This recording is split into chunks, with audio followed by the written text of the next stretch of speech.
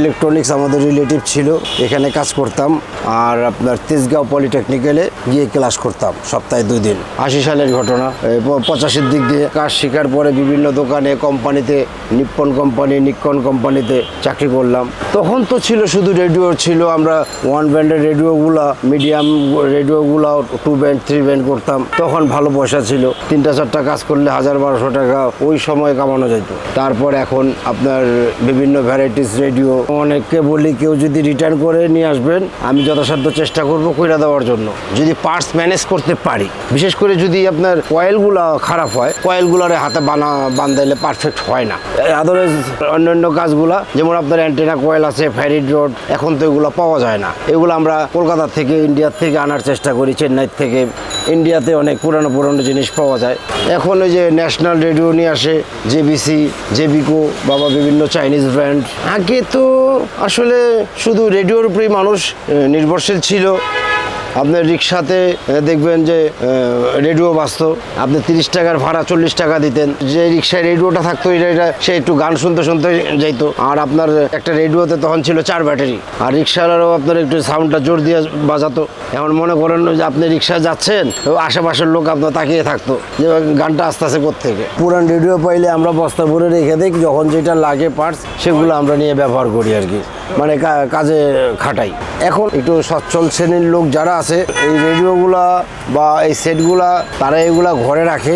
যেমন ধরেন আপনার ওই যে ঘোরানো টেলিফোনগুলা, আগে এগুলো 200-300 টাকায় বিক্রি হইতো, এখন 3,000-4,000 টাকা পুরানো বিক্রি হয়। আর যদি ফ্রেশ ভালো পাওয়া যায় 5,000 টাকা দিয়ে যে কেউ কিনে নিয়ে যায়। এখন আমরা একটা রেডিও ছাড়তে আসলে বলি যে স্যার বা বস বা দাদা বা ভাই, যেটা বিল বলতে হবে না, আপনার সারেন বলতে হবে না, তারা খুশি হয়ে 500-1000 টাকাও দেওয়া যায়। উত্তরা আমার একটা পরিচিত কাস্টমার ছিল, ওনার রেফারেন্সে একজন এসছে, উনি বললো যে আমার একটা রেডিও আছে, ওই যে আপনার সিস্টেম, ওই গ্রামোফোন সিস্টেম প্লাস আপনার ওই যে রেকর্ড প্লেয়ার, ওনার বাসায় গিয়ে সারতে হবে। তো লোকটাকে দেখে বললাম যে সে প্রভাবশালী এবং ভালো অর্থের মালিক। আমি বললাম যে আমাদের তো বাসায় গেলে একটু চার্জ বেশি, তো আপনার চার্জের জন্য ভাবতে হবে না, আপনি চলে। তাঁতিবাজার মোড় থেকে আমাকে নিয়ে গেল। তা আমি 10:30টায় বলছি, ওনারা 11টা বাজে চলে আসছে। ওখানে গিয়ে আমাকে সব কাজ দেখায় উনি নামাজ পড়তে চলে গেল। এটা ছিল আপনার ওই যে আগেরকার যে বাল্ব টিভিগুলা ছিল, বাল্ব রেডিও, ওই যে আপনার সামনে দরজা সিস্টেম, ওই যে টানলে আপনার বড় হয়।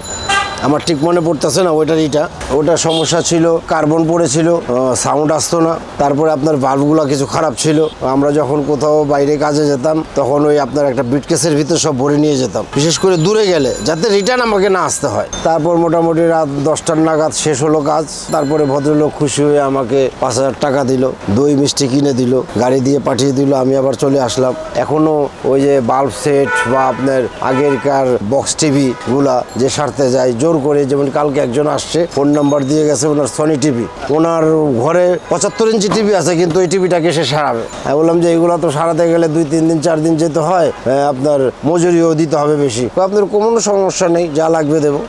আপনি কি প্রতিদিন গেলে আমাকে প্রতিদিন টাকা দেবেন? প্রতিদিন গেলে প্রতিদিনই আপনাকে টাকা দেবো। টার্ন টেবিল ঠিক করতাম, রেকর্ড প্লেয়ার ঠিক করতাম। তখন তো ছিল আপনার নিউ মার্কেটে গানের ডালি, জল তরঙ্গ, এইগুলো আপনার এইসব দোকানের আপনার ওই যে ক্যাসেটগুলো রেকর্ডিং করতো, তাদের দোকানের কাজ টাজগুলো করতাম। 10-12 বছর বয়সের পর থেকেই কাজ শেখা।